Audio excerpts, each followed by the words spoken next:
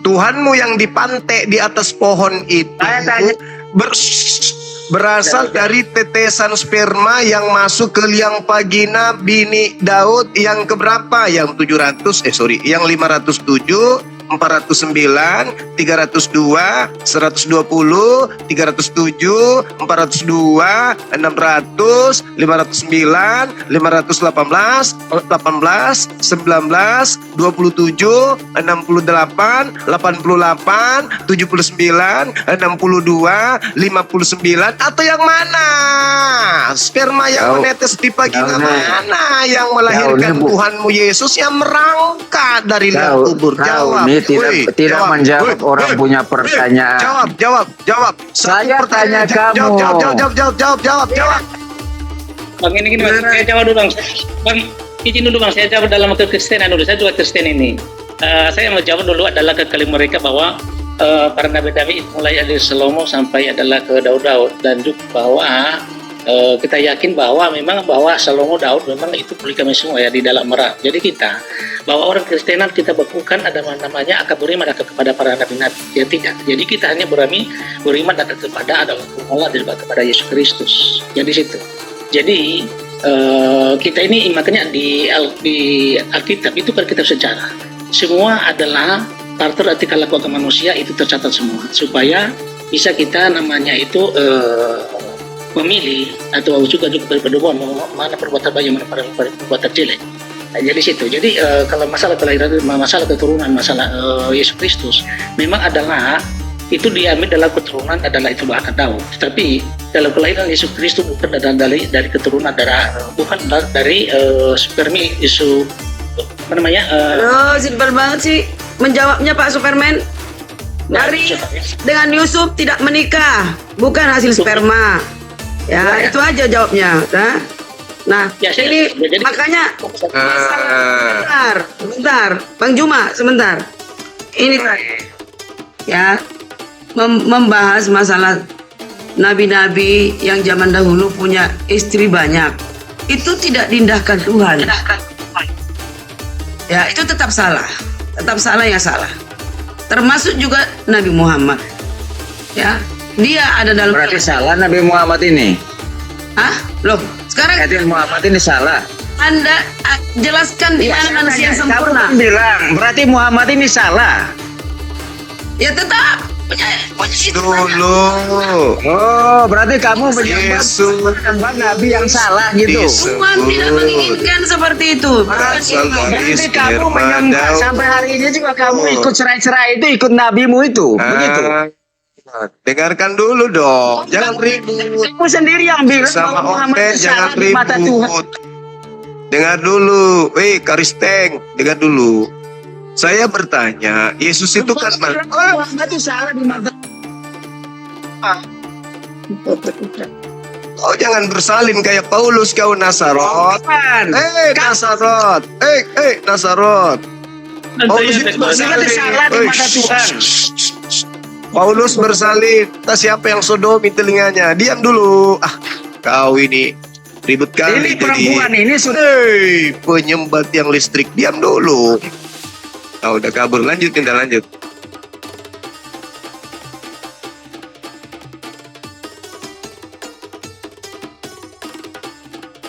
Daud, ya, anak dari Daud, yaitu Metseba, yang dia mengambil istri orang.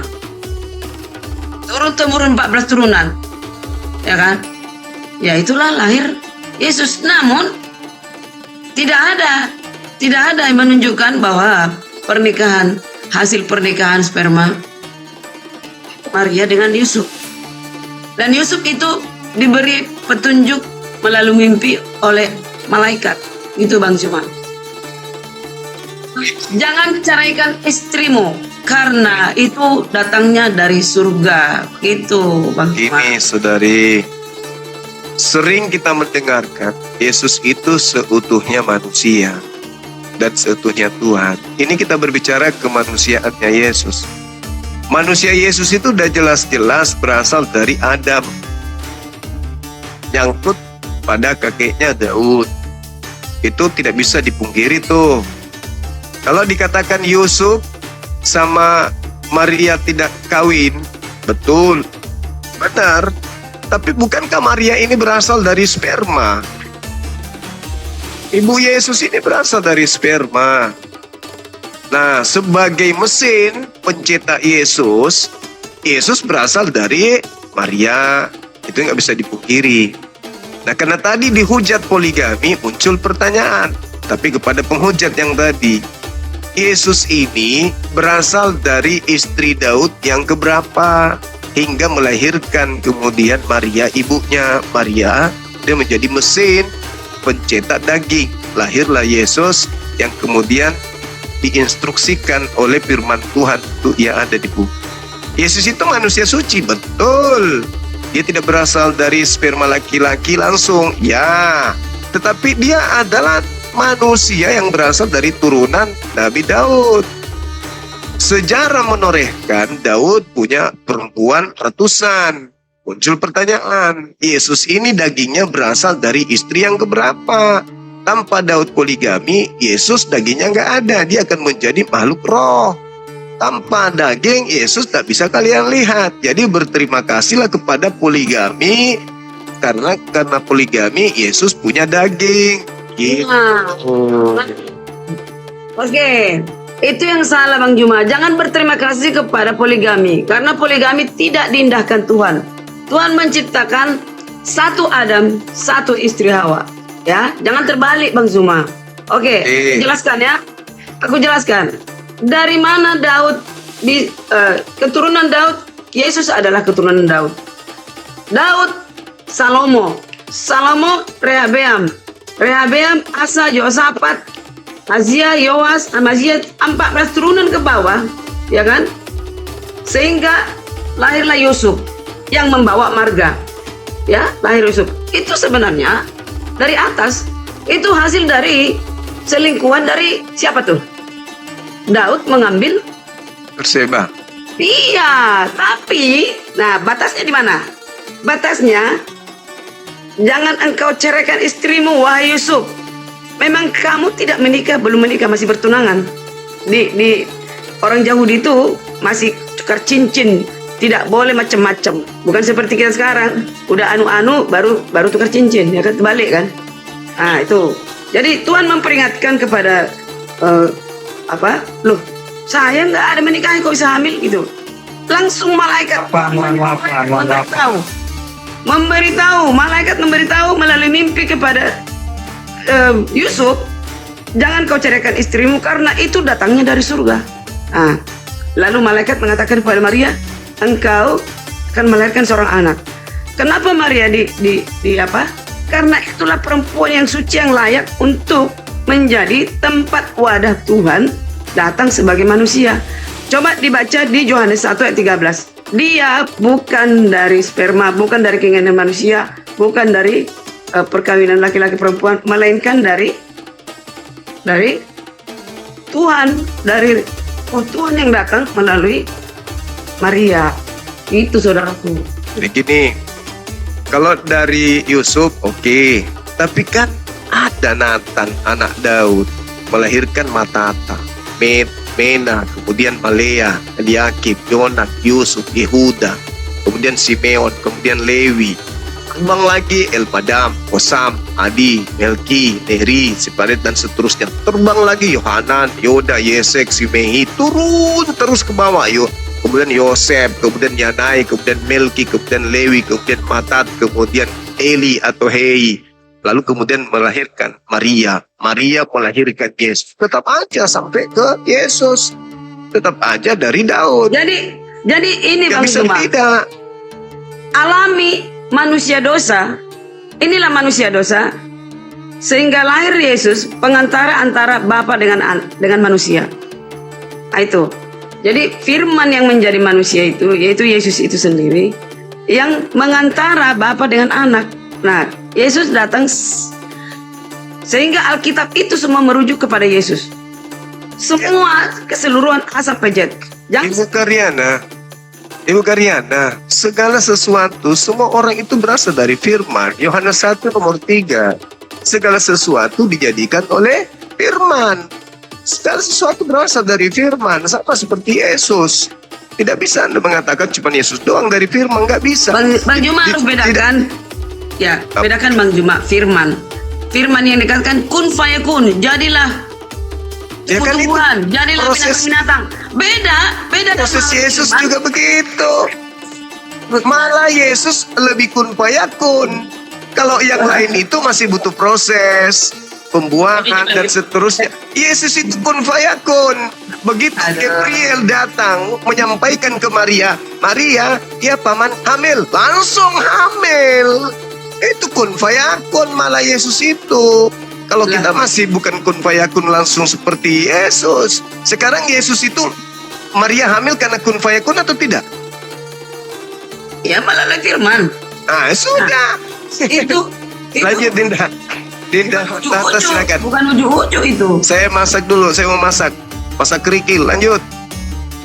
Tapi Bang Yosel jawab kestenannya, saya jawab kestenannya. Itu akan dalam kelahiran Yesus ya. Bahwa di dalam kelahiran Yesus itu sudah dinubuatkan akan di dalam perjanjian lama, itu di dalam adalah Yohanes 7 ayat ke-14, dan digenapi akan di dalam perjanjian baru, bahwa itu adalah Matius 1 ayat 21, bahwa akan Maria akan melahirkan seorang laki-laki dan dia akan dalam nama Yesus Kristus menjadi penyelamat bagi umat yang akan dari dosa mereka. Itu dianggap di malaikat sendiri menetapkan dia sebagai penyelamat. Nah, kalau kita bicara kelahiran Yesus Kristus akan di dalam adalah Yohanes 1 adalah ke-30 ya. Ketika adalah malaikat yang menyampaikan akan firman kepada Maria, di dalam perkataan itu sendiri bahwa Maria adalah mengandung yang hamil. Nah, kenapa ada itu kata mengandung dan kata melahirkan? Karena Yesus Kristus ada mengambil kodar kemanusiaan. Ya, kalau kita merujuk di dalam adalah Yohanes 30, ada Yohanes 10 ayat 30, maka Yesus sendiri mengatakan bahwa aku satu dengan Bapa, satu sebagai apa? Sebagai akar firman.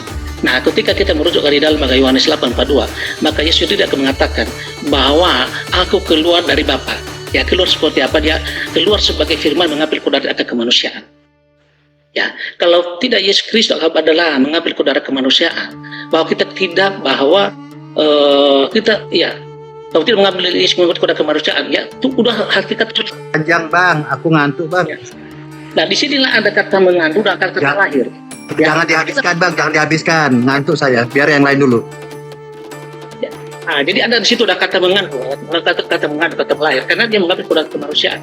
Kalau kita merujuk di dalam perjanjian lama, bagaimana manusia diciptakan pertama kali seperti Adam, ya hanya Tuhan akan menciptakan Adam dari akar tanah, dan juga ketika adalah dia membuat adalah suatu istri dari Adam itu hanya dari dia tulang rusuk, dari tulang rusuk itu dia jadikan manusia.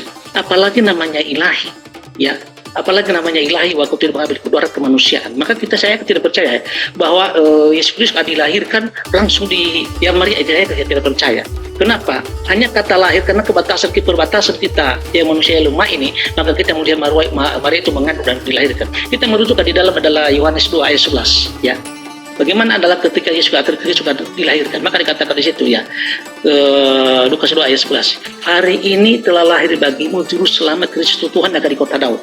Ya, sisi itu tidak dilibatkan adalah yang dilahirkan oleh Maria, ya dilahirkan oleh perawan Maria, tidak ada.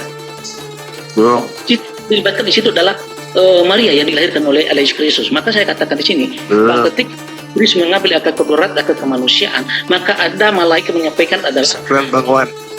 Inggris Jangan panjang-panjang, Superman. Iya, nah, jangan panjang Bu. Teman-teman, jangan bilang Karyana makan perpuluhan. Itu tidak ada Ya. capek typing. Aduh. Dinda izin aku masuk lagi. Saudara, siapa Silakan. namanya ini?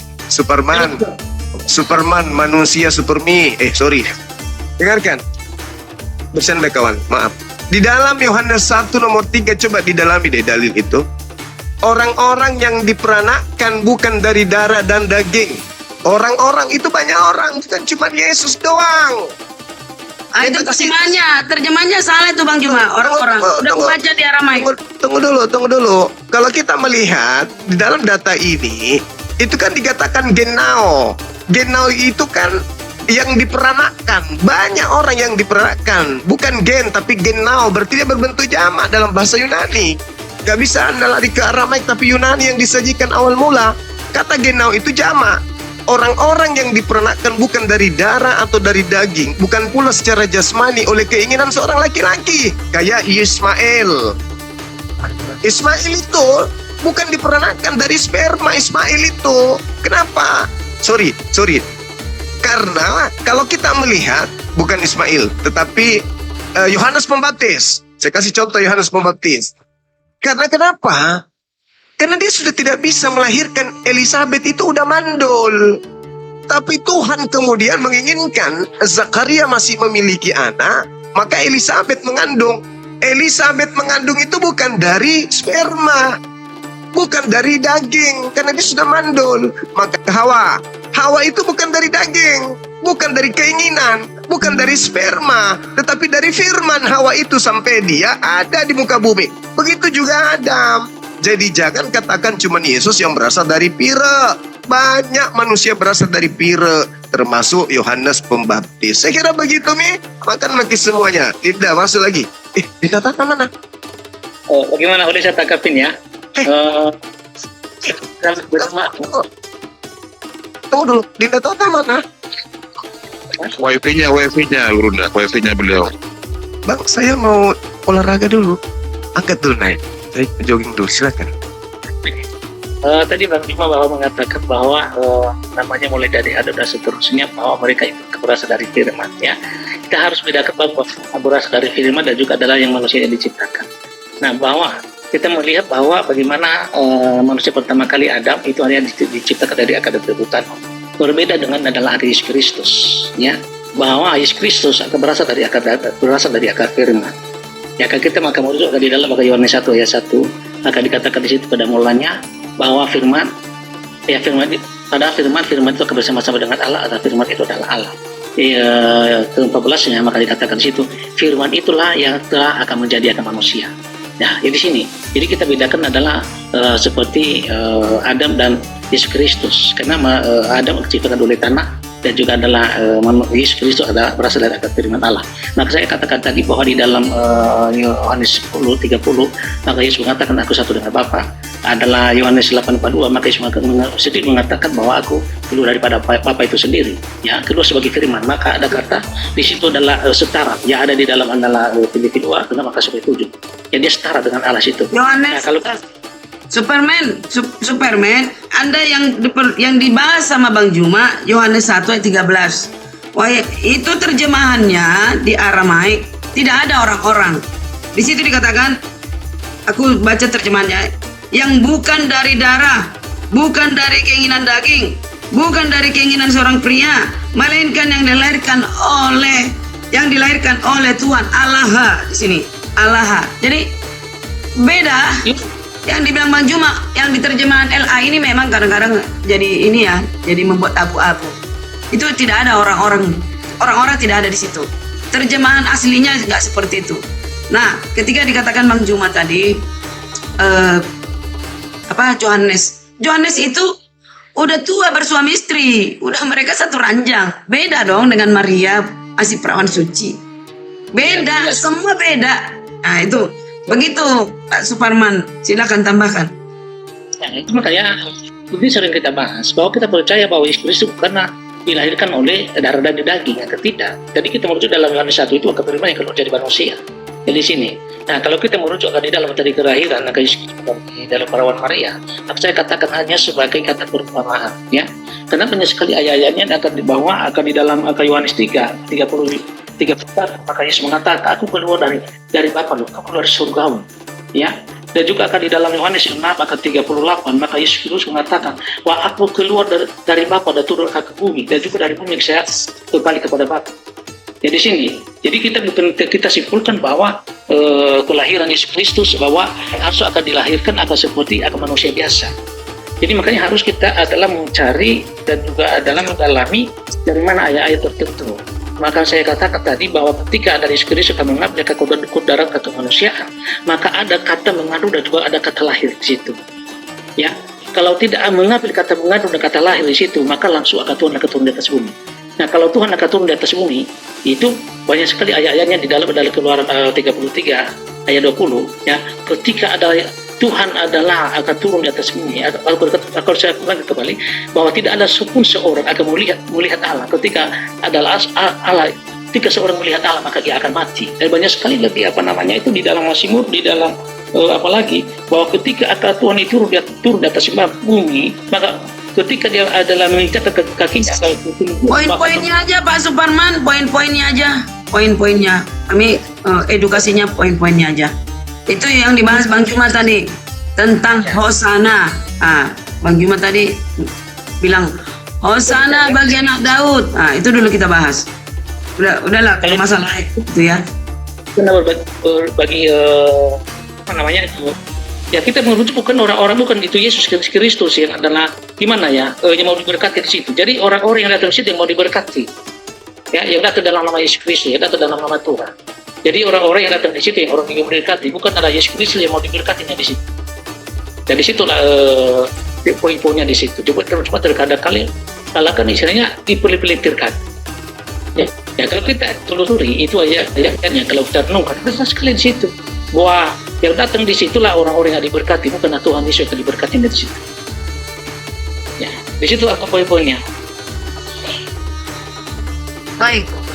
Nah kalau kita saya mau sesuatu sedikit boleh?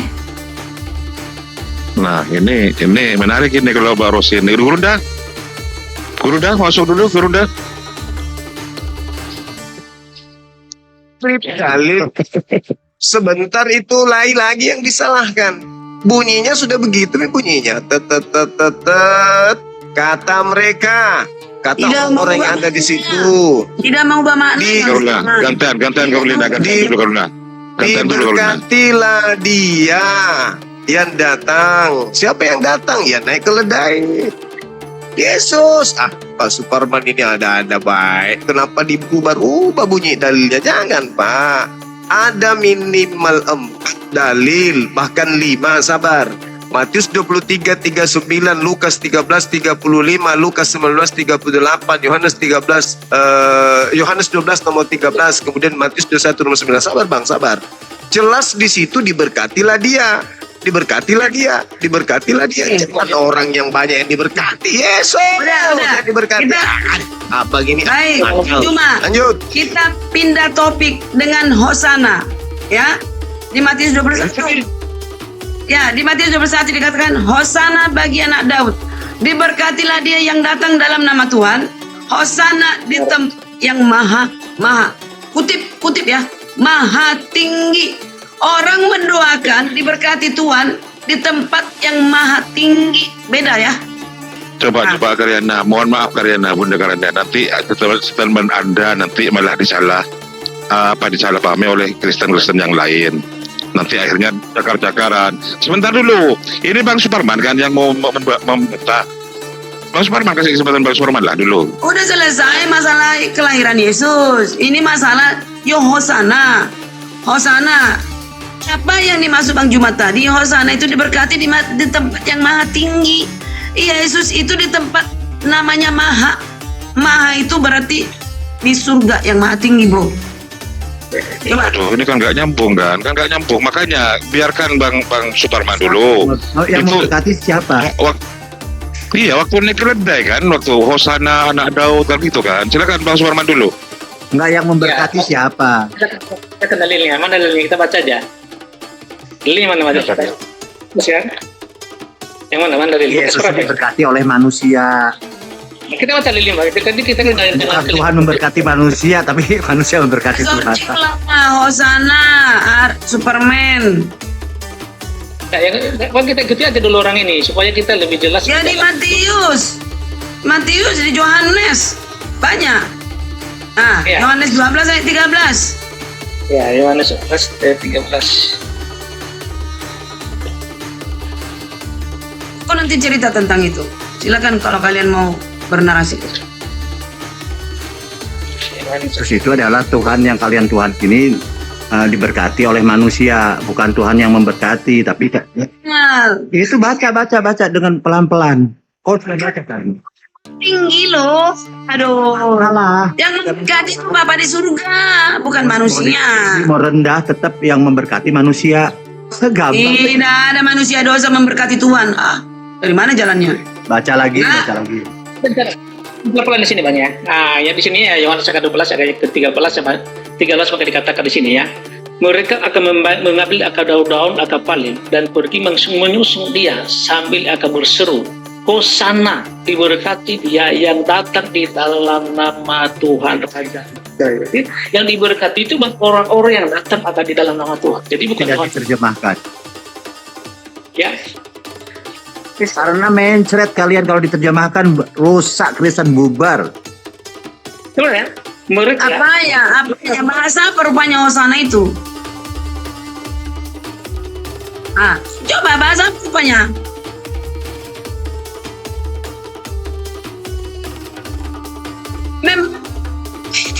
Arti Hosana itu diberkatilah dia di tempat yang maha tinggi. Gimana sih? Semoga Tuhan memberkati. Itu Salah kamu, Bang. LAI tidak mau menerjemahkan karena kalau diterjemahkan bubar Kristen. Kenapa yang lain-lain Bubar diterjemahkan? pula kau bilang. Kenapa yang lain-lain diterjemahkan? Kenapa Hosana tidak? Karena itu kuncinya bahwa kalian akan bubar. Ya, kau nggak dia bacalah terjemahannya arti Hosana. Diberkati bapaknya. Hosana itu selamatkanlah.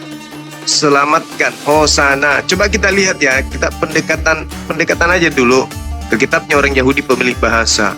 Di dalam Mazmur 118:25 yang saya katakan tadi, Anna Hasem Hosiana, Anna Hasem Hosiana. Ya Tuhan, berilah kiranya keselamatan. Ya Tuhan, berilah keselamatan. Berilah kemujuran. Berilah keberkahan. Itu Hosana. Hosana. Jadi gak usah sembunyi. Hosana itu bukan bahasa kita. Hosana itu bahasanya orang Yahudi, dan Hosana itu bahasa sakral, hanya ditujukan kepada orang-orang suci di kalangan mereka. Sama seperti di Islam, yang diselawati itu adalah orang-orang suci yang diimani oleh orang Islam. Kata Hosana dirujuk kepada Yesus. Kenapa? Dia manusia spesial.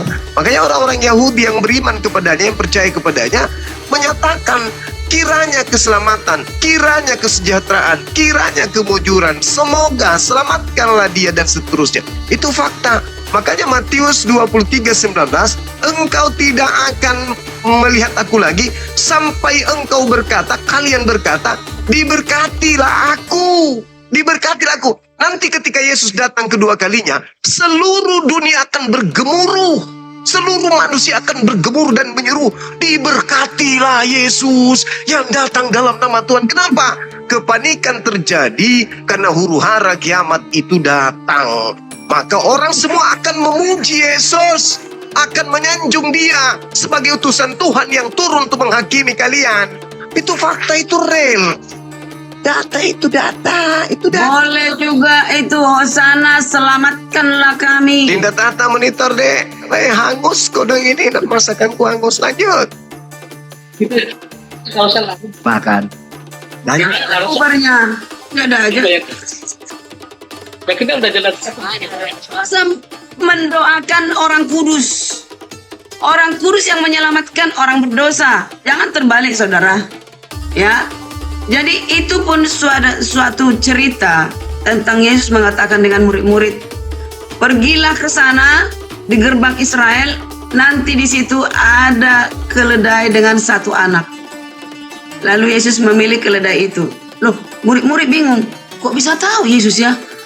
Ada pemilik di sana, berarti pemilik itu pilihan.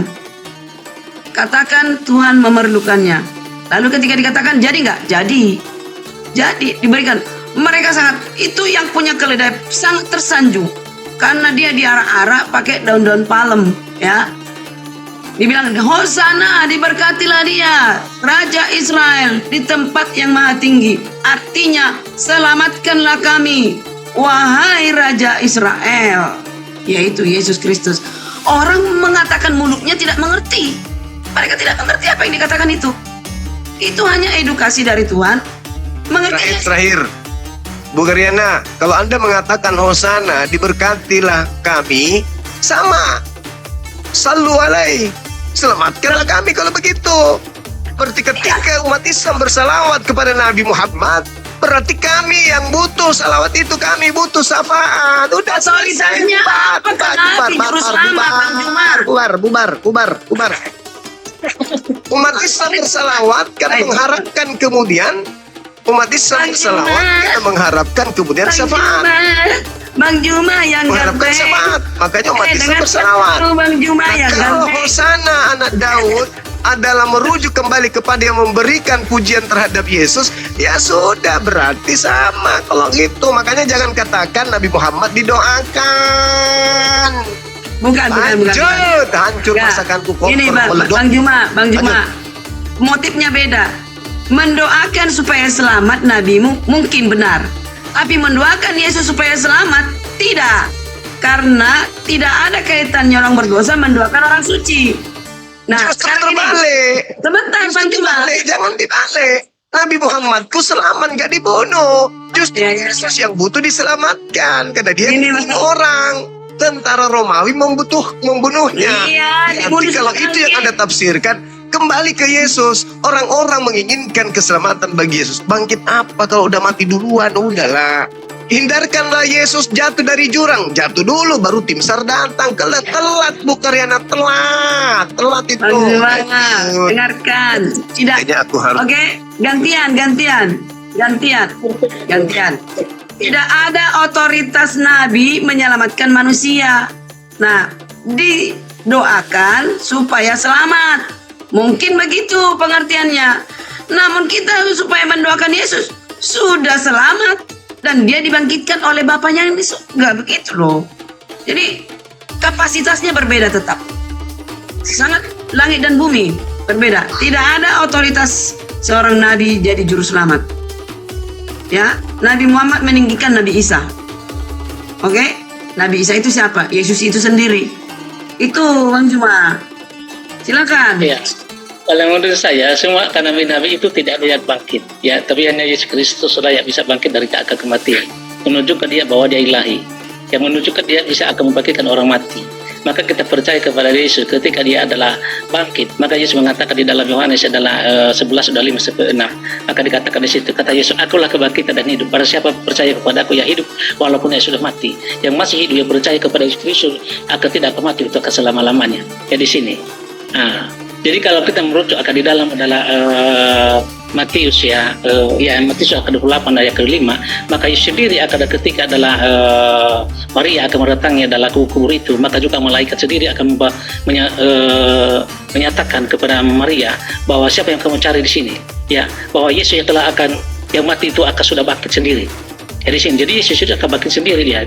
Jadi kalau kita merujuk akan dibangkitkan, itu akan merujuk kepada manusia yang banyak, merujuk kepada manusia yang umum. Jadi Yesus Kristus membuktikan dia bahwa ilahi yang terjabat orang kita sendiri. Jadi sini dan juga aku masuk lagi. Telinga aku nggak bisa terima ini. Yang bangkit dari kubur itu adalah iblis, penyesat. Coba dulu, dengarkan. Tidak ada nubuatan. Saudara, berapa Kristen di sini? Berapa saudara-saudara Kristen? Tunjukkan kepada saya di dalam kitabnya Yahudi tentang kebangkitan hari ketiga, ada enggak?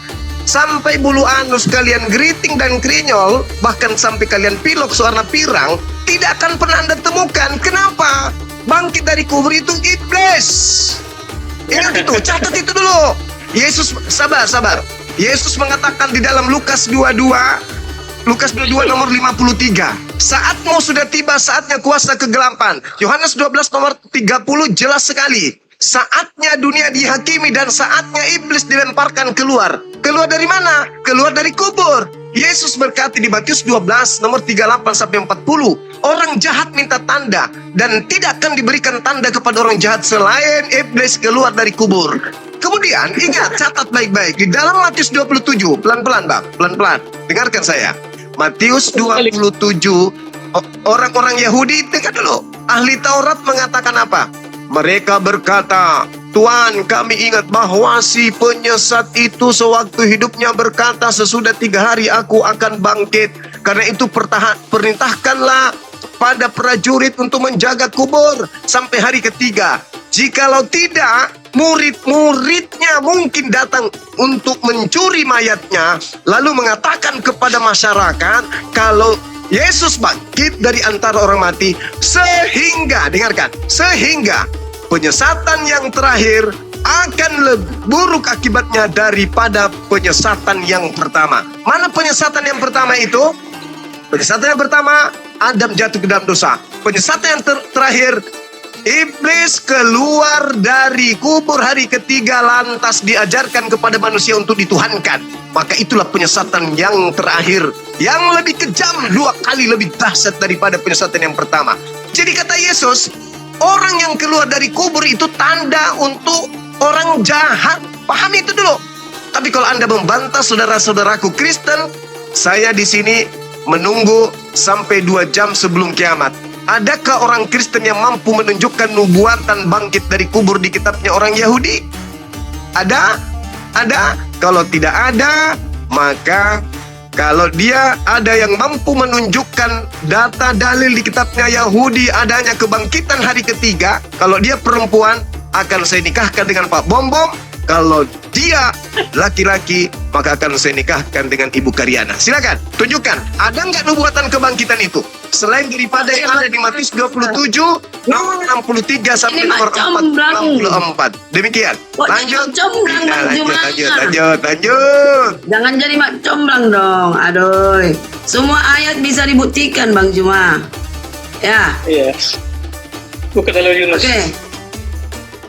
Siapa ini? Saya menghargai. Saya menanggapi, baik, saya tanggapin dulu ya.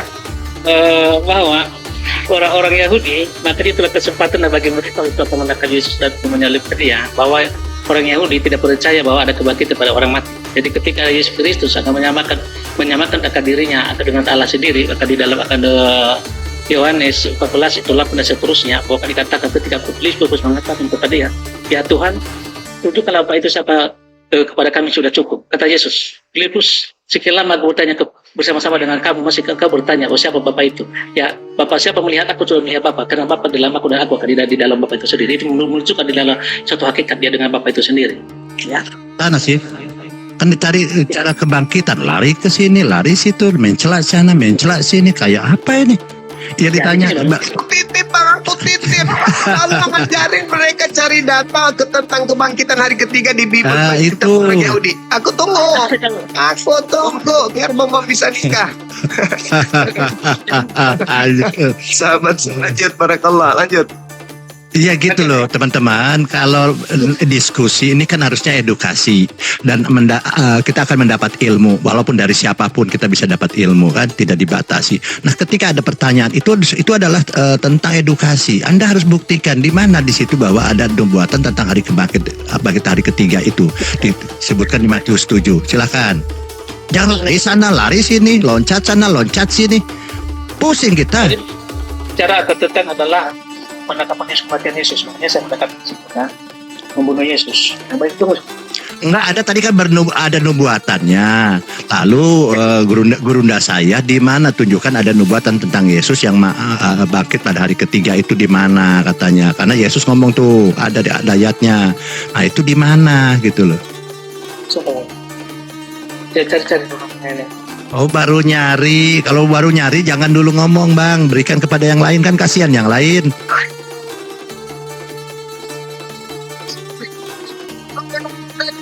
Aku lari dulu lari. Kita cakap dulu, bisa cari dulu dalilnya ini. Mana ini? Kenapa? Apa yang sulit? Begitu banyak Yesus bangkit. Kalau penyaliban katanya ada di Yesaya 53, ada di Mazmur. Yesus kan mengatakan begini di dalam Lukas 24 sampai 46, ada tertulis Mesias mati bangkit pada hari ketiga di Taurat, di Mazmur, di kitab-kitab nabi-nabi. Ya tunjukkan kalau itu memang ada, tapi kalau nggak ada kita nggak jadi kawin. Lanjut. Duda terus. Memang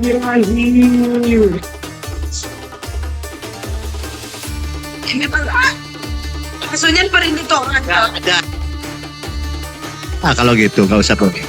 Berarti yang bangkit dari kubur itu adalah iblis. Itu betul berarti. Tidak ada yang mengenal Yesus di perjanjian lama di Torah. Ya. Tapi ada nubuat di situ akan bangkit hari ketiga.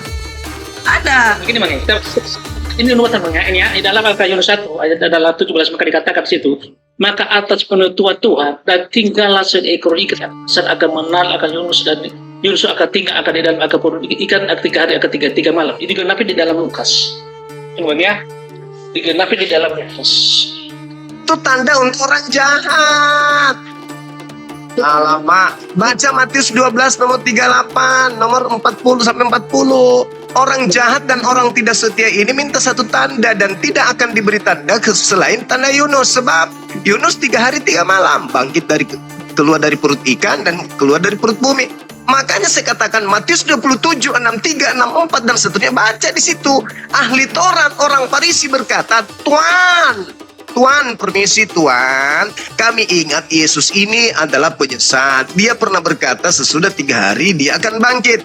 Dan dia katakan dia bangkit itu kepada kami orang-orang jahat ini. Jaga dong kuburannya. Apa yang terjadi? Benar-benar bangkit. Setelah dia bangkit, apa kata Petrus? Tuhan, seluruh Israel harus tahu bahwa Tuhan Elohim telah membuat Yesus yang kau salibkan itu menjadi Tuhan bagimu. Makanya dia dibangkitkan untuk menjadi Tuhan bagi orang-orang jahat. Begitu saudaraku. Lari lagi kita, lari. Tidak Tata, jangan ngambek dong. Ngomong dong. Luar biasa. Tata. Lanjut. Mantap. Terus. Nah, ketika adalah orang-orang Yahudi akan mencoba Yesus, akan minta tanda kepada dia, maka Yesus mengatakan telah cukup memberi telah tanda Yunus kepada mereka, dan juga Yunus akan tinggal lagi di perut 3 malam 3 hari dan 3 malam 3 hari, dan juga akan Yesus Kristus bahwa tinggal lagi di bumi 3 hari akan 3 malam itu. Maka Yunus dalam perjanjian lama digenapi akan 3 malam. Nah, ketika ada Yesus Kristus adalah dikuburkan, itu ada dalam Matius 24. Dimana orang Yahudi untuk berkutat masih. Ya, untung Bang Juma lagi lari lo, itu lari pagi lo. Untung lo. Aduh ya Allah. Yang ditanya apa, yang dibahas apa, lari sana, lari sini. Gimana? Ini sih Pak, kalau cuma lari doang, ini sebelah saya putus, sebelah jepit saya putus. Ayo coba bayangkan itu. Putus. Ini saya jawab. Tadi akan merujuk tadi Bang Juma mengatakan dia adalah muncul penyesat yang baru. Kan ini. Nah, makanya orang-orang Yahudi ahli Taurat untuk berkutat adalah ketetapan mereka bahwa mereka tidak percaya ada kebangkitan di dalam Yesus. Nah, kita merujuk di dalam adalah kita mengambil dalam Matius 28 dan seterusnya sampai nanti akan ke-5 ya. Maka dikatakan situ ya. Setelah hari Sabat akan lewat, menjelang akan menyisini akan fajar pada hari pertama minggu itu. Pergilah akan mendengar Lena dan Maria yang lain akan menengok ke kubur itu. Maka terjadilah gempa bumi yang hebat sebab seorang malaikat Tuhan akan turun dari langit dan datang ke batu itu dan menggulingkannya, lalu akan duduk di atasnya. Wajahnya bagaikan kilat dan pakaiannya akan putih bagaikan salju, dan penjaga-penjaga itu akan ketat. Dinda Tata, permisi. Bang, kalau berat mencari data bangkit hari ketiga, begini aja deh, begini. Yang paling mudah. Tolong tunjukkan data di PB aja, jangan PB, jangan PL. Kesusahan dan kebangkitan. Jadi, saudara carikan saya data di mana Yesus mengatakan di PB, aku akan bangkit. Kalau ada, maka jadi kita kawin. Ayo, semangat. Yohanes 11:25 kata Yesus, akulah kebangkitan. Akulah kebangkitan. Sama dengan maksudku bangkit dari kubur. Aku akan bangkit hari ketiga. Kalau ada dalilnya, jadi kita kawin. Asal kita kawin. Lanjut. ini tadi saya bawa tentang masalah Yunus ya, bahwa itu kan sebagai pertanda bagaimana kepada orang-orang adalah ahli Taurat ya tentang Yunus. Maka Yesus mengatakan cukuplah tanda Yunus kita berikan yang diberikan kepada orang-orang ahli Taurat, maka juga akan Yesus Kristus akan juga adalah tinggal di lahir Menduda selamanya kita ini, menduda selamanya kita ini. Gak ada yang bisa bantu kita, gak ada bisa. Kebangkitan di PL nggak ada. Aku akan bangkit di PP nggak ada. Ya menduda selamanya, udahlah. Udah Bang Juma. Udah. Kalian nggak jadi kawin, kita nggak jadi kawin, udah nggak ada. Kasihan Bang Juma ini. Matius 27 ayat 63, ya kan? Mereka berkata, Tuhan, kami ingat bahwa si penyesat itu sewaktu-waktu hidup berkata. Lalu Yesus berkata, ini huruf merah loh. Sesudah 3 hari aku akan bangkit. Aku spill. Itu tuduhan orang-orang Yahudi itu. Dia mengutip, sabar. Dia mengutip perkataan Yesus yang mengatakan di dalam Matius 12, anak manusia akan bangkit. Dia tidak mengatakan aku akan bangkit, Bu. Nggak jadi kawin kita, nggak jadi. Nggak jadi kita kawin, Bu. Nggak jadi. Ini aku akan bangkit sesudah 3 hari. Aku akan bangkit. Yesus, ini huruf merah loh. Mau di spill nggak? Huruf merah loh. Ucapan ahli Taurat mengutip pernyataan Yesus, anak manusia akan bangkit.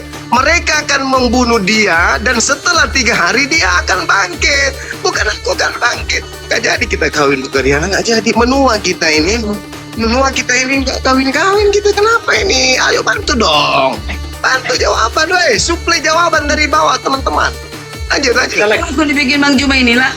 Nggak apa-apa sih Bang Juma jadi duda terus. Tapi ini kan aku buktikan.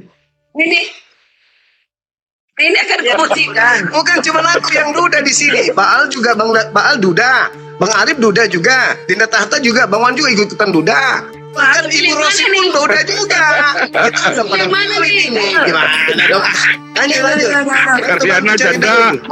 Bu Rose janda nggak? Janda nggak? Ada nom. Itu ayatnya ada di Matius 16 ayat 21. Yesus akan bangkit pada hari ketiga. Baca Bu. Please. Nanti kita bawa Rosi. Jadi kawin ini. Baca. Matius berapa? Aduh. Matius 16 ya. Ayat 21. Ya. Ini. Ayo.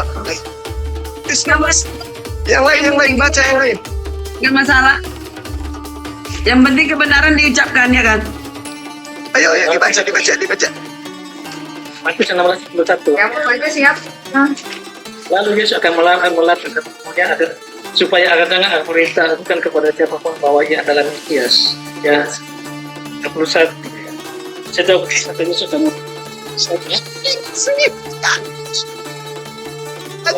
pengakuan Yesus aku akan bangkit. Gak ada Bu. Gak jadi kita kawin. Menua kita ini jadi pelapuk kering nanti lama-lama. Ya, sebentar saya lihat. Gak ada kawan-kawan. Sabar ya Bang, gak kawin-kawin kita. Udah basarkan. Matoan nih. Ini bukan mulut Yesus. Besarkan aku. Ya, tuh nggak ada sih ada. Aduh. Ya, saya baca nih. Matius 14 ayat 21. Karyana. Sejak waktu itu Yesus mulai menyatakan kepada murid-muridnya bahwa ia harus pergi ke Yerusalem dan menanggung banyak penderitaan dari pihak tua-tua, imam kepala dan ahli Taurat, lalu dia dibunuh dan dibangkitkan pada hari ketiga. Itu pernyataan siapa? Aku minta Yesus yang mengatakan itu, mana Ibu Yesusnya? Yesus menyatakan, ini Yesus mencatatkan, Matius menuliskannya. Kalau Anda membantah ini ya sudah terserah. Aku minta pengakuan Yesus. Bahkan Yesus mengatakan di Lukas berapa itu? Lukas 21 dan seterusnya. Tidak langsung. Nah, yang saya minta pengakuan Yesus yang berkata, dicatat oleh aku Matius dalam kalimat tidak langsung. Bangkit. Cuma Kalau dia masih mengatakan ada kalimat langsung, ada kalimat tidak langsung. Tetapi kalau dia mengatakan anak manusia, ya Pak Bumbung juga anak manusia. Lanjut. Dibangkitkan lanjut. hari ketiga, Matius 16 ayat 21.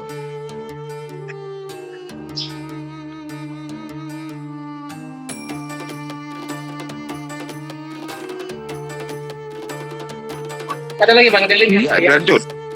Ini ada dalilnya lagi ya. Itu Matius adalah 20 ke 17 sampai 19 ya. Itu perkataan Yesus sendiri kok. Dikatakan di sini Bang ya. Ini perkataan Yesus sendiri.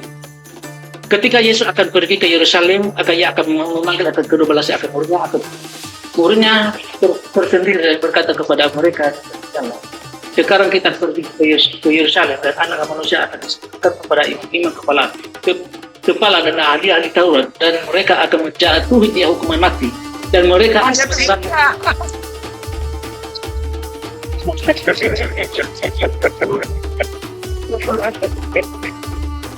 aku nggak jadi kawin kita, Pak Superman nggak jadi batal.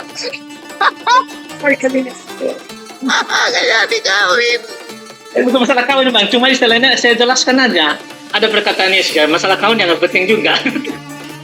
Nah, maka dikatakan saya, dan mereka akan menjatuhkan dia ya, dan mereka akan menyerahkan dia kepada bangsa-bangsa yang tidak mengenal Allah, supaya ia diolok-olokkan, diserahkan dan disalibkan, dan pada hari ketiga ia akan dibangkitkan. Ya, di situ, jadi keterangan Yesus sendiri yang juga dia adalah akan bangkit pada hari yang akan ketiga itu. Ya, jadi Pak Solang. ini malah di perkataannya sebenarnya. Ya. Ini kan ketika di dalam Matius 17 ini perkataannya dia memanggilkan murid-muridnya bahwa dia adalah beritahu bahwa dia akan diserahkan ya kepada namanya itu ya. Ya dia diserahkan ke diserahkan kepada imam-imam ya, diserahkan kepada imam-imam ya. Lalu dia pada hari ketiga dia akan bangkit. Itu perkataannya sendiri kok. Dia mengatakan dia itu memberitakan kepada murid-murid bahwa dia akan diserahkan dan dibangkit pada hari yang ketiga. Itu perkataannya sendiri. Ya, berarti Oke lah. Ya, oke lah. Jadi masuk Bang Juma, Yesus Yohanes masuk Bang Juma, Yesus tidak tahu dia akan bangkit. Ya, satu lagi sebentar Kaliana, satu lagi. Yohanes 2 ayat 19 ya. Saya baca ya. Jawab Yesus kepada mereka, rombaklah bait Tuhan ini dan dalam 3 hari aku akan mendirikannya kembali. Lalu kata orang Yahudi kepadanya, 46 tahun orang mendirikan bait Tuhan dan engkau dapat membangunnya dalam 3 hari? Tetapi yang dimaksudkan dengan bait Tuhan ialah tubuhnya sendiri. Kemudian sesudah ia bangkit dari antara orang mati, barulah teringat murid-muridnya bahwa hal itu telah dikatakannya, dan mereka pun percayalah akan kitab suci dan akan perkataan yang telah diucapkan oleh Yesus. Udah 2 ya? Benar. ya. Jadi gini ya. Wah, kalau masih nuntut lagi ini berarti ya. Iya. Kamu Kepadamu Rose. yang telah lupakan aku, bukan aku, tapi dia. Oh, bukan aku, tapi dia. Ditunda kami 2026, nggak jadi kawin. Kemudian jangan Direvisi dulu. Bang Juma. Jangan bahas kedagingan. Bahas Yang lagi. keluar dari kubur itu daging, Ibu. Udah nggak jadi kawin, kita nggak jadi kawin, batal. Lagi birahi Bang Juma ini.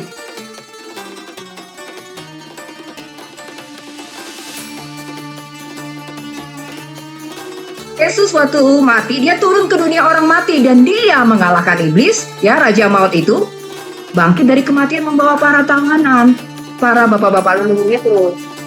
Benar. Jadi yang benar, ayat mengatakan bahwa Yesus ya, karena katanya apa Bapa akan membagikan kepadanya apa orang-orang besar sebagai rampasan, maksudnya malaikat-malaikat iblis, dan dia akan memperoleh orang-orang sebagai jarahan.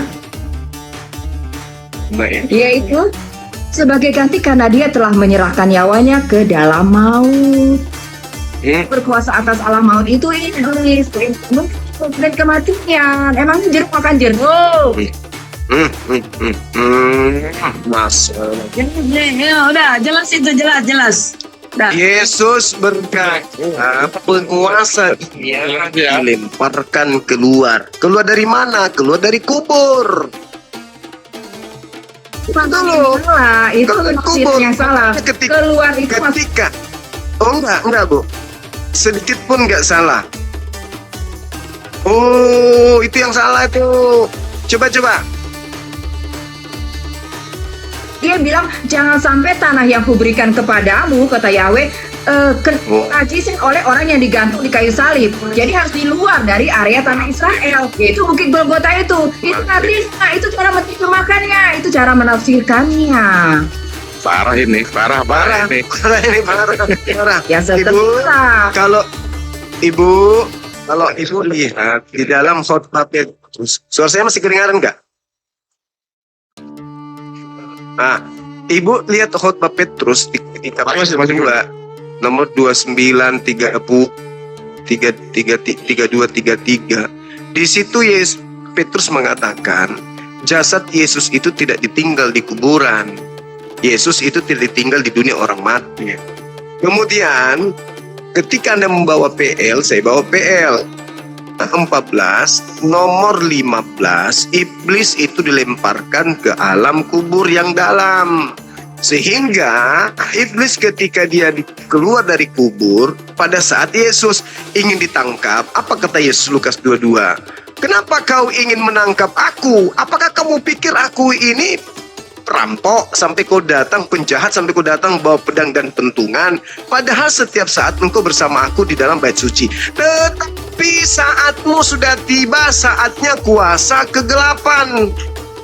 Saatnya kuasa kegelapan berkarya, yaitu Yesus diangkat ke langit. Iblis penguasa dunia yang men-setting cerita kemudian. Yesus disalib, Yesus mati, itu upaya iblis kuasa dunia untuk menyesatkan dunia. Sehingga cerita-cerita itu muncul. Sabar dulu bosku. Ketika Yesus, sabar dulu. Sabar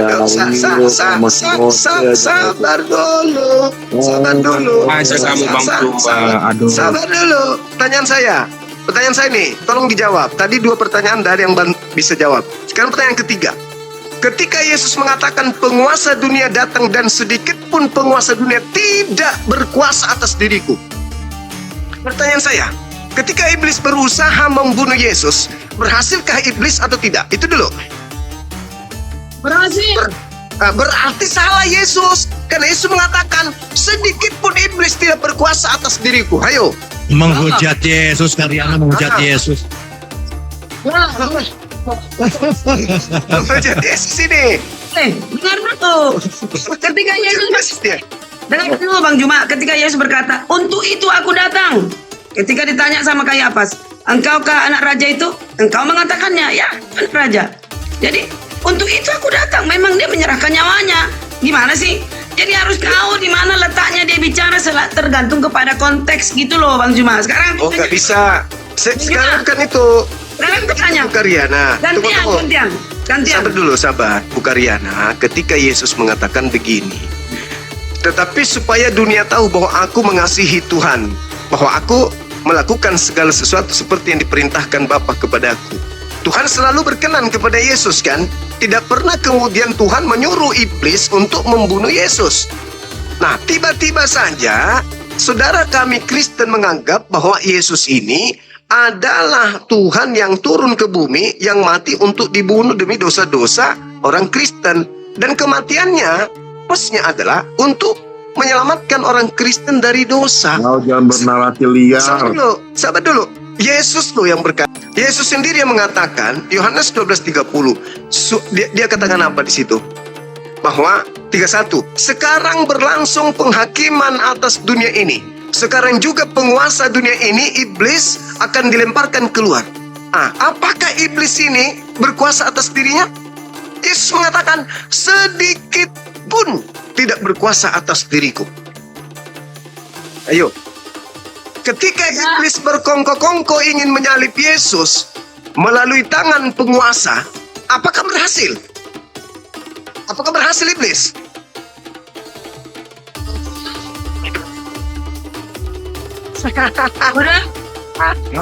lagi ya. Apa berhasil? Sebentar. Nih, sama aku aja Bang Juma, biar mencret Bang Juma kita buat, ya. Biar kawin sama Ustaz Tarta. Orang ini Ustaz dikasih Itu omreng. Ya. Kemudian. Ayo. Nih, Apakah berhasil iblis? tolong jawab Bang Juma ya. Apakah iblis berhasil?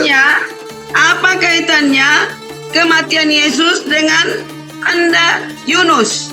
Coba ceritakan, kalau itu kamu mengerti, berarti kamu ya. Apakah iblis berhasil?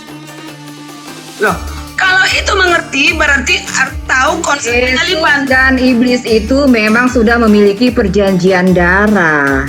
Jadi untuk melepaskan manusia dari lubang kubur, iblis minta darah Yesus. Wah. Ini dongeng, jangan dongeng kamu, jangan. Enggak. Perjanjian darahnya tercatat di dalam Zakaria 9 ayat 1. Wah.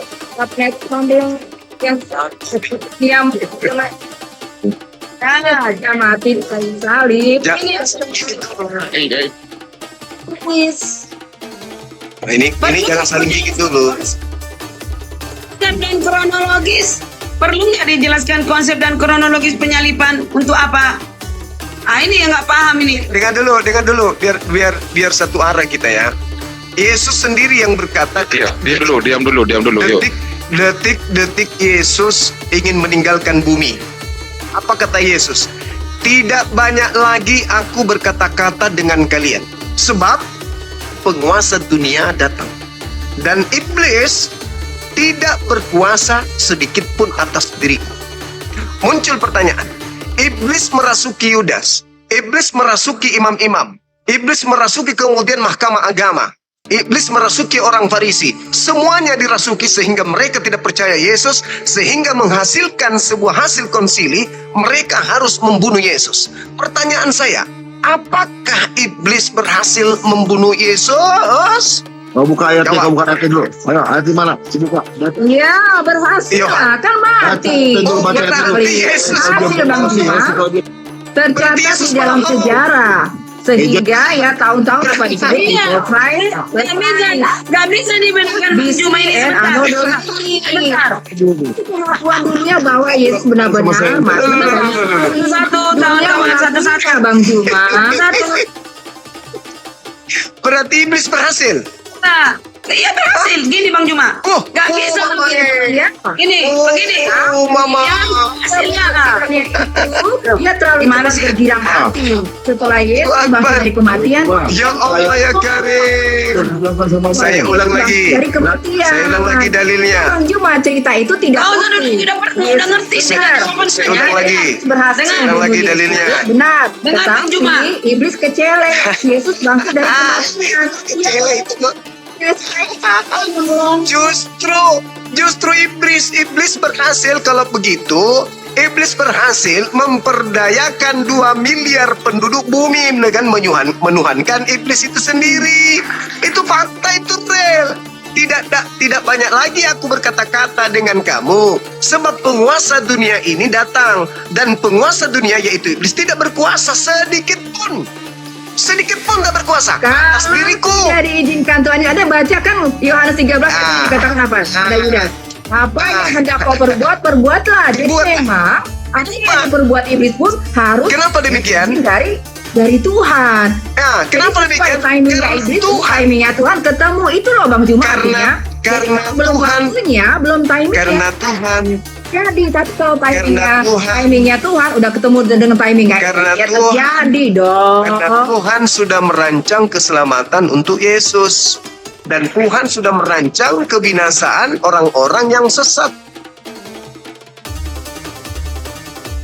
Pengkhianat.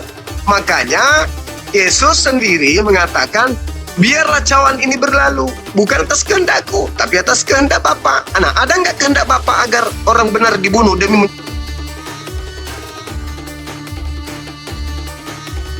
Bapa agar orang benar dibunuh demi menyelamatkan? dulu. Bukan atas kehendakku, tapi atas kehendak Bapa. Nah, ada nggak kehendak Bapa agar orang benar dibunuh demi menyelamatkannya tadi, saudara-saudara? Kalian mengatakan kodrat, kalian mengatakan takdir. Kembali kepada pertanyaan saya pertama. Kalau Anda Itulah mengatakan takdir yang tak bisa diingkari, Bang Juma. Itulah takdir yang tak bisa diingkari, ya. Kalau Anda kemudian mengambil bahwa Yesus yang disalib dan Yesus yang dibangkitkan, sekarang tolong tunjukkan nubuatan bangkitnya Yesus dari kubur. Mana? Sampai terkencing-kencing darah, kalian tidak akan bisa menemukan itu, karena memang nggak ada. Dengarkan baik-baik. Ketika Yesus itu berdoa kepada Tuhan, Tuhan mendengarkan doanya. Kalau berbicara mengenai takdir, berbicara mengenai apa yang menjadi kodrat, baca Amsal 21:18. Pengkhianat dipakai sebagai ganti orang jujur. Coba, itu kan udah jelas itu. Dan pengkhianat, lalu kemudian orang fasik dipakai ganti orang yang benar. Siapa yang benar? Yesus. Siapa yang fasik? Yudas. Siapa pengkhianat? Yudas. Siapa orang jujur? Yesus. Itu kodrat, itu takdir. Sudah ditakdirkan, makanya Yesus mengatakan Juma, Zakaria 13 ayat 7 menyatakan iblis membunuh Yesus. Sabar. Enyalah iblis. Sorry, saya lupa dalilnya. Makanya dipotong. Di situ dikatakan, enyalah iblis, sebab engkau hanyalah batu sandungan bagiku. Engkau memikirkan apa yang dipikirkan manusia. Engkau tidak memikirkan apa yang dipikirkan oleh Tuhan. Nah, Tuhan punya rencana, Tuhan punya pemikiran. Akan datang malaikat menantang kaki Yesus supaya Yesus itu tidak kena bencana, musibah. Dan itu sudah Yesus uraikan kemudian dalam Lukas 4, Matius 4. Ketika Yesus mengatakan dalam Yohanes 14:30, tidak banyak lagi aku berkata-kata dengan kamu, sebab penguasa dunia datang dan penguasa dunia tidak berkuasa sedikitpun atas diriku. Makanya ketika penguasa dunia datang untuk mencelakakan Yesus, tak ada lagi ucapan Yesus selain terangkat ke langit. Maka yang mengambil fungsi setelah Yesus terangkat adalah iblis dalam nama Yesus. Makanya dikatakan kemudian oleh Yesus, waspadalah kepada penyesat yang datang kepadamu memakai namaku dan berkata, akulah dia, akulah Kristus. Jangan kau mendengar dan jangan kau percaya, sebab dia akan menyesatkan banyak orang. Nah, coba kita lihat Matius 4, Udah Lukas 4. panjang banget sih. Satu-satu dong. 15 detik. 15 detik. Anda hanya 15 detik. Amsal 28 ayat 17 itu namanya tidak 15 adil, detik. Bang Juma. 15 detik. Ada Sabar dulu. satu ayat Sabar dulu. 15 detik, 20 detik. Habis itu saya masak lagi. Dengarkan. Ketika iblis mencoba Yesus, karena iblis ini senantiasa selalu ingin membunuh Yesus. Sehingga Yesus mengatakan, iblislah yang menjadi bapakmu, sebab kau ingin membunuh aku. Nah, ketika iblis datang mencoba ingin membunuh Yesus, apa yang diterangkan di sana? Yesus, kalau kau sembah aku, segala kuasa dunia akan aku berikan kepadamu. Yesus terima enggak? Enggak. Berarti kuasa dunia dari iblis tidak diterima oleh Yesus. Belum waktunya. Catatan 13-nya dikatakan apa? Ketika iblis mundur dari mencoba Yesus, dan menunggu waktu yang tepat. Jadi iblis ini tidak tidur. Iblis tidak tidur. Ketika Yesus terangkat ke langit, iblis menemukan waktu yang tepat. Apa itu? Dia menjadikan pengganti Yesus itu menjadi Yesus, sehingga separuh penduduk bumi menganggap itu Yesus, sehingga menuhankan dia. Siapa yang tepuk tangan? Siapa yang tepuk tangan? Udah mulai dongeng. Siapa yang tepuk tangan? Iblis. Sekarang kita buktikan. Mana orang banyak yang disesatkan iblis dalam nama Yesus? Itu bukti. Itu bukti terakhir. Jangan dongeng, Bang Juma. Bukan. Yesus yang mengatakan, dia akan menyesatkan banyak orang. Pertanyaan saya, mana orang banyak yang disesatkan dalam nama Yesus? Yang nanti akan diusir oleh Yesus itu sendiri. Kalian semua pembuat kejahatan, aku tidak mengenal kalian. Mana orang banyak itu? Mana orang banyak yang disesatkan dalam nama Yesus? Sekarang Bang Juma ini beleng-beleng. Mana orang banyak itu? Mana orang banyak itu? Saya kira begitu. Boleh. Izin ya Dinda Tata dan yang lain. Silakan. Nggak usah di situ aja, udah pas tempat musik. Silakan. Yes. Ya. Iblis tidak berkuasa sedikit pun atas diriku, kata Yesus. Anda percaya itu? Anda percaya? Oke. Ketika iblis berusaha untuk membunuh Yesus, berhasil nggak? Kena kau. Tidak berhasil. Berarti Yesus tidak disalib. Yesus menyerahkan nyawanya. Bagaimana ceritanya Yesus menyerahkan nyawanya? Baca satu. Itu kejadian. Baca kitabmu. Matius 20 ayat 28. Anak manusia datang bukan untuk dilayani, tetapi untuk melayani. 1 Tesalonika 2 nomor 15, orang Yahudi membunuh Yesus. Betul? Betul dalil itu? Betul Yesus dibunuh? Katanya Yesus iblis itu bisa dibunuh karena memberikan nyawanya, cuma kuasa apapun dia tidak berkuasa. Tetapi karena Yesus memberikan nyawanya, di mana Yesus memberikan nyawanya? rencana iblis seapik apapun dan tajamnya senjata Romawi setajam apapun tidak akan pernah bisa menembus tubuh Yesus. Kalau Yesus tidak menyerahkan nyawanya. Di mana Yesus memberikan nyawanya kepada iblis? Di mana Yesus memberikan nyawanya kepada iblis? Di mana? Makanya Yohanes 14 ayat 30 kamu harus mengerti. Yesus tidak akan pernlah bisa ditombak oleh tentara Romawi. Jangan makanya Yesus tidak memberikan nyawanya. Memberikan darahnya kepada iblis. Begitu loh. Jangan katakan itu. Jadi jangan kamu kutip-kutip ayat, terus kamu pelintir-pelintir sesuka hati. Di mana? Anda yang pelintir. Yesus mengatakan iblis sedikit. Jadi makna arti menyerahkan nyawa itu seperti apa menurut Anda? Coba. Oke, baik. Oke, saya jelaskan. Saya jelaskan. Ketika Yesus berdoa di Taman Getsemani, Tuhan, sekiranya cawan ini biarlah berlalu, tapi bukan atas kehendakku, melainkan atas kehendak-Mu. Lalu seorang malaikat datang memberikan kekuatan kepada Yesus, sehingga dia berdoa bersungguh-sungguh, sehingga peluhnya seperti titik darah yang bercucuran ke tanah. Yesus menyerahkan nyawanya sepenuhnya kepada Tuhannya. Apakah dia ingin dibunuh? Silakan. Apakah dia ingin langsung terangkat ke langit? Juga silakan. Apa yang terjadi? Kehendak Tuhan mengangkat Yesus langsung ke langit. Itulah dia menyerahkan nyawanya. Lalu bagaimana dengan perkataan Yesus? Inilah darahku, darah perjanjian. Ini pertanyaan yang sangat bagus. Ketika Yesus mengatakan, terus bagaimana nubuat Yesaya 53 ayat 5? Dengar. Yesaya 53. Woi, dengar. Yesaya 53 itu untuk Yohanes Pembaptis. Anda baca kemudian data 2, data 3. Dia berasal dari perempuan yang mandul. Dia berasal dari perempuan mandul. Diam dulu, gantian kita. Dia berasal dari perempuan mandul, tanah kering, bukan tanah subur. Kalau Maria itu tanah subur, belum disentuh laki-laki hamil duluan. Yang dinubuatkan di Yesaya 53 itu adalah seorang Mesias yang berasal dari perempuan kering, tanah kering. Apakah Maria tanah kering? Jadi yang dinubuatkan di sana adalah Yohanes Pembaptis. Anda tahu Yohanes Pembaptis? Apakah dia mati? Yohanes Pembaptis apakah dibunuh? Apakah dia bisa menyelamatkan manusia? Apakah Yohanes Pembaptis bisa menyelamatkan manusia? Apakah Yohanes Pembaptis bisa menyelamatkan manusia dengan dia dipercaya? Bisa. Mana dalilnya?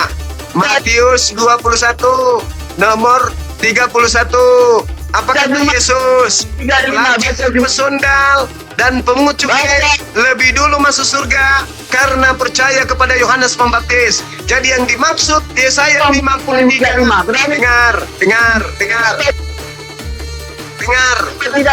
Yesaya 53. Gimana ini kalau bicara nggak bisa gantian? Yesaya 53 itu untuk Yohanes Pembaptis.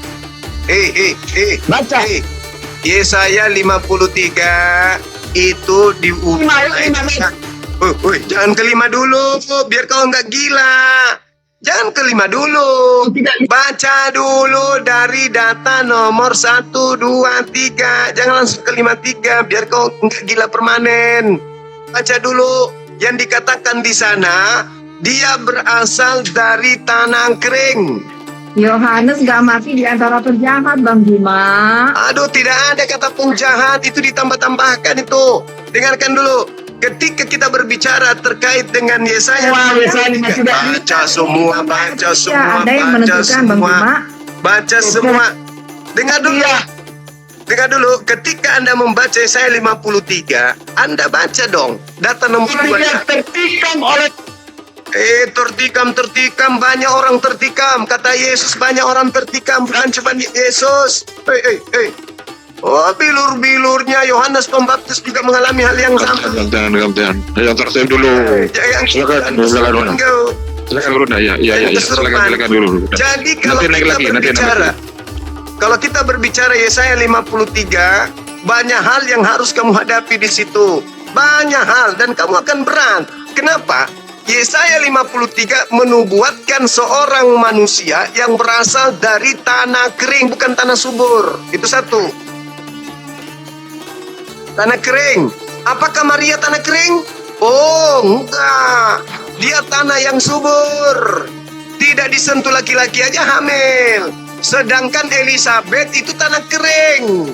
Tanah kering Elizabeth itu. Kau tanami apapun, biar anak-anak muda yang menanam di situ nggak tumbuh-tumbuh karena dia sudah kering. Tetapi Tuhan kemudian menginginkan tunas itu bertumbuh dari tanah kering. Yohanes adalah juru selamat bagi Bani Israel. Kata siapa? Kata Yesus. Di mana dalilnya? Matius 21 nomor 31. Engkau masuk wahai pelacur, wahai pesundal lebih dulu. Kenapa? Karena engkau percaya kepada Yohanes Pembaptis sang penyelamat. Oke, catat itu. Dan Yohanes mati martir. Yohanes Pembaptis mati martir. Israel yang diberikan janji tapi tidak menghasilkan kebenaran dan kebenaran. Sudah. Ampun sudah. Kemudian enggak dong. Yesus yang mengatakan itu. Di mana Yesus mengatakan tentang Yesaya 53? Baca Matius 23 nomor 32 sampai 36. Wahai ular-ular, wahai keturunan ular beludak, bagaimana mungkin engkau meloloskan dirimu dari api neraka? Sebab penuhilah takaran nenek moyangmu, katanya. Di ayat 32. Sebab separuh dari nabi-nabi, dari ahli Torah, dari orang bijak yang diutus kepadamu, kau salibkan. Maka penuhilah takaran nenek moyangmu. Aku berkata kepadamu, mendukung Yahweh. Aku berkata kepadamu, kata Yesus, aku berkata kepadamu, semua yang aku katakan ini akan dipenuhi oleh angkatan jahat ini. Artinya apa? Mereka ahli Torah adalah pembunuh para nabi, penyalib para nabi, penombak para nabi. Jadi jangan Anda mengatakan itu untuk Yesus. Yesus mengatakan itu bukan untuk dirinya. Yesaya pun bin Amos mengatakan itu bukan untuk Yesus. Di mana Yesaya bin Amos mengatakan itu? Baca Yesaya 1 nomor 1. Itu bukan untuk Yesus.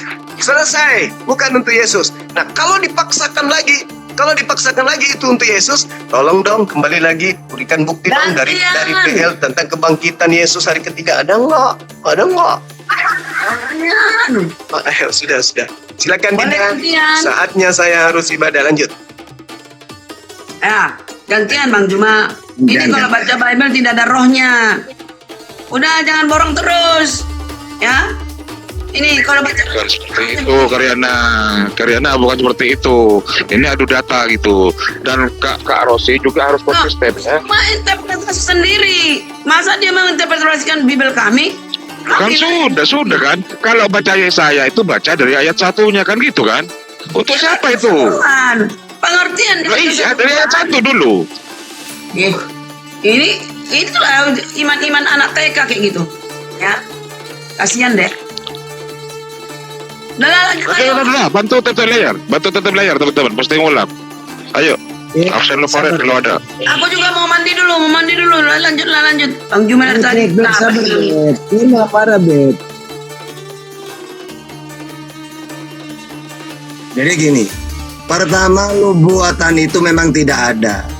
Andaikan ada, tentu saja Yesus ini ketika mau dibun-bun, ya silakan saya dibun-bun. Wong saya akan bangkit, ada nubuatnya, seharusnya gitu. Tapi apa kata Yesus? Ya iblis bapakmu, karena kalian ingin membunuh aku. Makanya dia itu melarikan diri. Yohanes 18 ayat 1. Bahkan di dalam Lukas 13:33, aku harus pergi melarikan diri, karena tidak semestinya seorang nabi dibun-bun. Loh, kalau memang ada nubuat dia akan bangkit, ngapain lari? Yang ketiga, dia bersujud. Ya, dalam Matius 26 ayat 39, minta keselamatan dia supaya tidak dibun-bun. Bahkan sedih dia. Hatiku sangat sedih, rasanya mau mati. Akhirnya Tuhannya menyelamatkan dia. Karena dia itu minta pertolongan kepada Tuhan. Ya, di dalam kita tahu kan di dalam Matius 26 ayat 53. Atau kau sangka bahwa aku tidak dapat berseru kepada Bapakku supaya ia segera mengirim lebih dari 12 pasukan malaikat membantu aku. Ternyata dibantu beneran oleh Tuhan. Lukas 22:43. Maka seorang malaikat dari langit menampakkan diri kepadanya untuk memberi kekuatan. Nah, kenapa kau diselamatkan? Karena memang Yesus melarikan diri berdoa minta keselamatan. Akhirnya di dalam Mazmur, orang baik kalau dia berdoa kepada Tuhan diselamatkan. Contohnya di ayat 11, Allah akan memerintahkan malaikatnya menjaga engkau untuk melindungi engkau kemana-mana engkau pergi. Di ayat 14 firman Allah, orang yang mengasihi aku akan kuselamatkan. Orang yang mengakui aku sebagai Tuhan akan kupeliharakan. Yesus kan mengakui Allah itu Tuhan. Ya, Matius 11:25, aku bersyukur kepadamu Bapa Tuhan langit dan bumi. Makanya doanya Yesus dikabulkan. Apabila mereka berseru kepadaku, aku akan menjawab mereka. Apabila mereka dalam kesusahan, aku akan menolong mereka. Aku akan menyelamatkan dia. Jadi benar ya, tidak ada penyaliban itu dan tidak akan dekat. Ya. Maksudmu? Yang ketiga, tunggu yang terakhir. Kalau memang ada nubuat dia akan mati dan bangkit, kenapa Yesus tidak tahu melarikan diri dia? Kenapa ketika dia bangkit dari kubur, malah murid-muridnya mengatakan hantu? Lukas 24 ayat 37. Seharusnya mereka tidak kaget. Seharusnya mereka tidak mengatakan hantu. Seharusnya mereka mengatakan, bangkit beneran sesuai nubuat. Seharusnya gitu. Ini enggak, malah dikatain hantu Yesus. Gimana? Mantap. Udah. Jadi maksud kalian, Yesus itu berdoa kepada Tuhan, meminta kepada Tuhan, dia takut mati gitu. Bukan takut mati. Mati itu sangat sedih. Selamat siang. Betul lagi aku. Ada bang. Mati bro. Dia takut. Selamat siang semuanya. Bang Tahta, Bang Zulkifli, Suri Kidi. Selamat siang. Yesus takut. Dia tidak lulus menjalani sepanjang itu pengadilan sampai dia takut silap bicara dari kemanusiaannya. Dan Katanya ada nubuat. Sekarang sukses nggak? Sukses nggak Yesus menjalani Halo dengan Bu Karyana. tanya? Bu, Ya sukses. Bu Karyana. Jadi- Shalom Bu Karyana. Halo. Ya. Sukses jadi hantu dong. Kalau sukses jadi hantu. Sekali ya Eng apa Eng?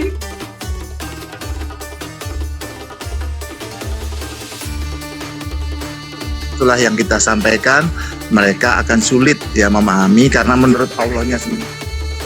Kan Al-Jumu'ah ayat 2 kan Rasulullah diutus untuk umat buta huruf dari kalangan mereka sendiri. Tentu mereka tidak. Jangan gitu. Tidak Sulit.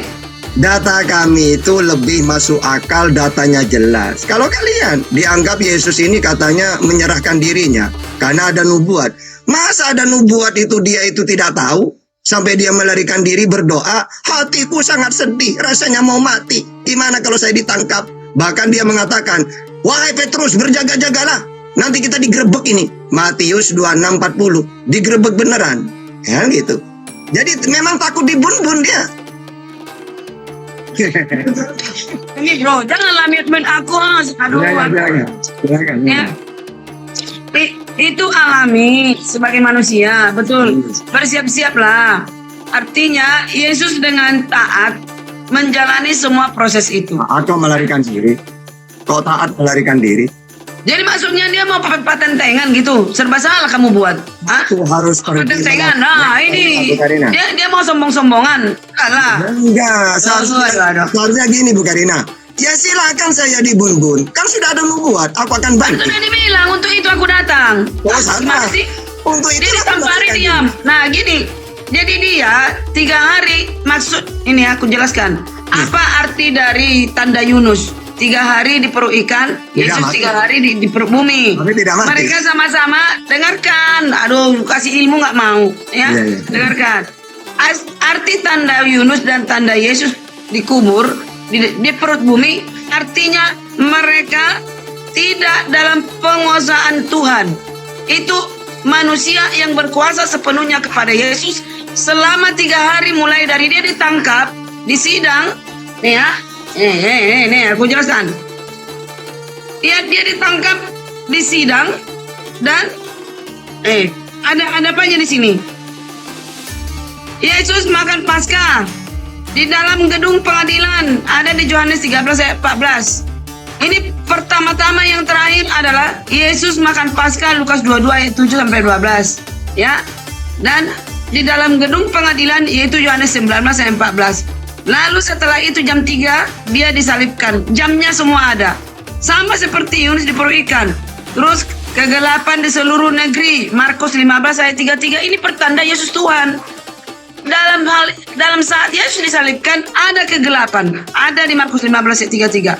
Lalu Matius 27 ayat 46 dia mati. Lalu Lukas 23 ayat 53 dia dikubur. Lalu bangkit di Matius 23 ayat 1 sampai 2. Yohanes 20 ayat 3.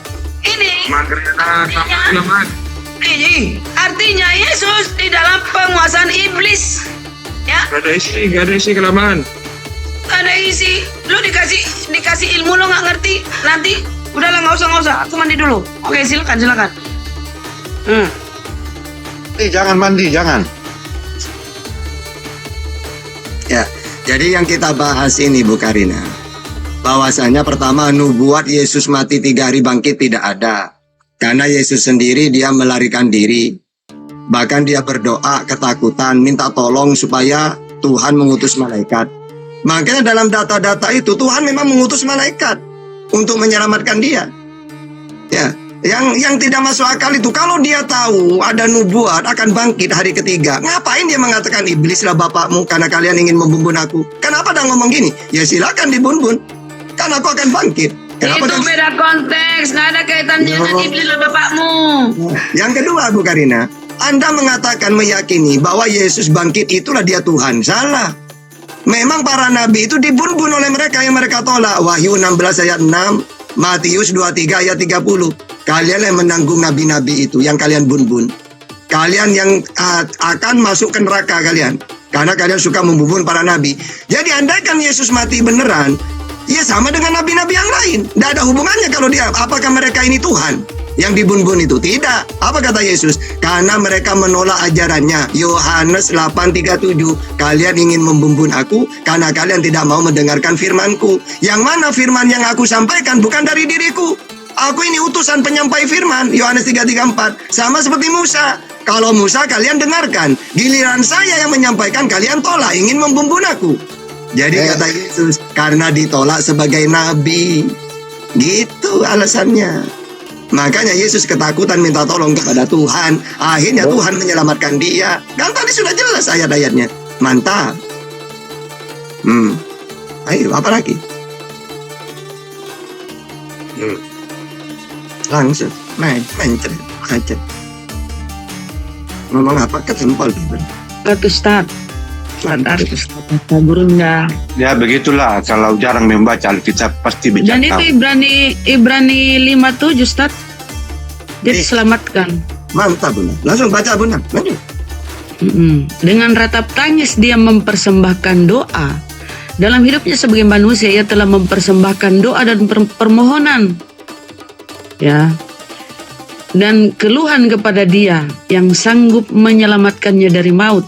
Dan karena kesolehannya ia telah didengarkan. Jadi doa-doa Yesus itu didengarkan. Jadi dia diselamatkan. Oh, maksudnya didengarkan tuh gini Bunda. Maksudnya didengarkan itu apa ya?